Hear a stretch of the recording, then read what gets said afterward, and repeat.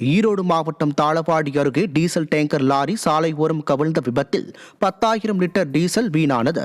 கர்நாடக மாநில மைசூரில் இருந்து கோயம்புத்தூரில் உள்ள கல்குவாரிக்கு டீசல் ஏற்றிக்கொண்டு சென்ற லாரி ஆசனூர் வழியாக செல்லும் போது இருசக்கர வாகனத்தில் மோதாமல் இருப்பதற்காக பிரேக் பிடித்ததில் தலைகீழாக டீசல் லாரி கவிழ்ந்து விபத்துக்குள்ளானது. இதில் ஓட்டுநர் காயங்களுடன் உயிர் தப்பிய நிலையில் லாரியில் இருந்த 10,000 லிட்டர் டீசல் வீணானது. சம்பவ இடத்திற்கு வந்த தீயணைப்பு துறையினர் தீ விபத்து ஏற்படாதவாறு முன்னெச்சரிக்கை நடவடிக்கைகளை மேற்கொண்டனர். மயிலாடுதுறை அருகே சுடுகாட்டிற்கு பாதை இல்லாமல் வயல்வெளிகளில் சடலங்களை சுமந்து செல்லும் அவலம் ஏற்பட்டுள்ளது.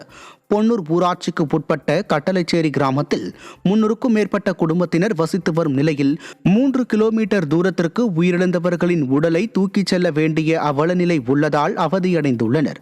மேலும் சுடுகாட்டிற்கான பாதையை திமுக பிரமுகர் ஒருவர் ஆக்கிரமித்ததால் வயல்வெளிகளில் சடலங்களை சுமந்து செல்ல வேண்டிய நிலை இருப்பதாகவும் தங்கள் கிராமத்திற்கு சுடுகாடு அமைத்து தர வேண்டும் என பொதுமக்கள் கோரிக்கை விடுத்துள்ளனர். உள்ளூர்லேயே ஒரு சுடுகாடு இருந்தோம். அந்த சுடுகாடுக்கு வந்து போகிறதுக்கு சரியான வழி கிடையாது, ரோடு கிடையாது எங்களுக்கு. இப்போ கூட பிரச்சனை இல்லை. இந்த சம்மர் டயத்தில் நாங்கள் வயலில் நடந்து போயிடுவோம். இதே மழை டைமோ இல்லை நடுவு நட்டு வச்சுருந்தாலும் நாங்கள் வயலில் இறங்கி ஒரு சங்கடமான சூழ்நிலை கொண்டு போய் நாங்கள் இறுதி சடங்கு செய்கிற சூழ்நிலையில் நாங்கள் இருக்கோம். அதனால் கவர்மெண்ட்டு உடனே தக்க நடவடிக்கை எடுத்து எங்களுக்கு இறுதி சடங்கு நடத்துறதுக்கு ஒரு சரியான இடத்தை தேர்வு செய்து தற்காலிகமாக எங்கள் ஊரில் ஒரு சுடுகாடு இருக்குது. அது குழந்தைங்கள்லாம் பதிக்கிறதுக்காக மயானம் சோழம்பட்டை வட்டத்தில் இருக்கிறதுனால இப்போ அது ஆக்கிரமிப்பில் இருக்குது. நாங்கள் அதுக்கு சம்மந்தமாக தாசில்தார், மாவட்ட ஆட்சித்தலைவர், முதலமைச்சர் எல்லாருக்கும் மனு கொடுத்து பார்த்துட்டோம். சர்வேயர் வந்து அளந்து கொடுக்க மாட்டேங்கிறாங்க. பணம் கட்டிட்டோம். ஆமாம், அளக்கவும் பணம் கட்டியாச்சு. இதை வந்து நாங்கள் முன்னோர் காலத்துலேருந்து அங்கே தான் நாங்கள் பயன்படுத்திக்கிட்டு இருக்கிறோம். இப்போ கொரோனா காலகட்டத்தில் அங்கே போக முடியாததுனால நாங்கள் உள்ளூர்லேயே ஒரு இடம் தயார் பண்ணி அதில் பண்ணிக்கிட்டு இருந்தோம். இப்போ திரும்ப அங்கே போனால் இடம் ஆக்கிரமிப்பில் இருக்குது. ஒரு திமுகவர் அதை ஆக்கிரமிப்பு பண்ணி கண்ணுன்னும் போட்டு வச்சுருக்காரு. சிவகங்கையில் மாநகராட்சி ஆணையாளர் அதிமுக மாமன்ற உறுப்பினரை சந்திக்காமல் 1 மணி நேரத்திற்கு மேல் காக்க வைத்த அவலம் அரங்கேறியுள்ளது. அதிமுக மாமன்ற உறுப்பினர் பிரகாஷ் தனது வார்டுக்கு திட்டங்கள் ஒதுக்கப்படாதது குறித்து விளக்கம் கேட்பதற்காக காரைக்குடி மாநகராட்சி அலுவலகத்திற்கு சென்றுள்ளார். ஆனால் அவரை 1 மணி நேரத்திற்கு மேலாக ஆணையாளர் சந்திக்காமல் காக்க வைத்துள்ளார். திறனற்ற திமுக ஆட்சியில் அரசு அதிகாரிகள் அலட்சிய போக்குடன் செயல்படுவதாக குற்றச்சாட்டு எழுந்துள்ளது. அலுவலகத்துக்கு வந்திருந்தேன்.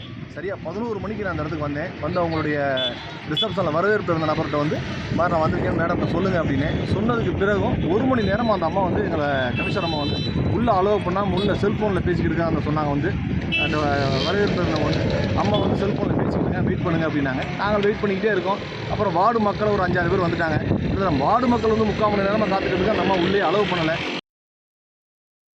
தருமபுரியில் கழிவுநீர் கால்வாய் அமைக்கும் பணியினை அதிமுக சட்டமன்ற உறுப்பினர் வே சம்பத்குமார் துவக்கி வைத்தார்.